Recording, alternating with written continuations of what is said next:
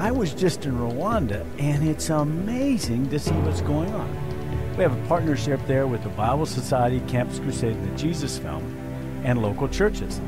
And what they're doing is they're going out and finding a man or woman of peace, working with the church, going to a hill. They have a vision to plant 1,000 churches on 1,000 hills, because Rwanda is known as the country of 1,000 hills.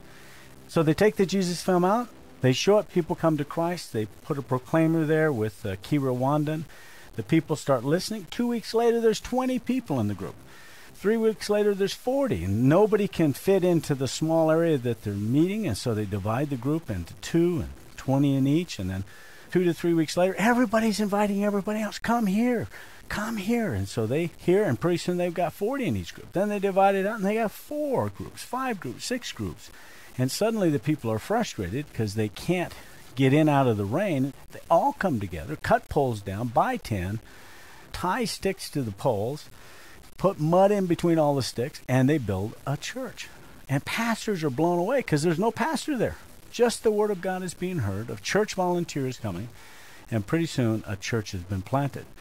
And so you're watching a proclaimer lead to multiplying church planting. One pastor got one proclaimer, planted 14 churches in 6 months with one proclaimer. You find a pastor planting a church, you give it to him, 6 months later you find out they planted 11 churches. They've reached 19 villages. They have 1,500 people gathering in those 11 churches to listen. What's the request? The new believers are saying, if you would give us each one of the new churches, we would go and do the same. And so the proclaimer is being heard. It's one of those tools that just kind of blows your mind, because in areas where we worked before with cassettes, there was a limitation because people had to buy batteries. And when you had famine where they didn't have enough money to buy batteries, they couldn't listen. But with a proclaimer, it can be recharged 1,000 times. Each time it'll play 24 hours, can be heard by over 300 people. So everybody can hear under a tree. Everybody can hear in the church.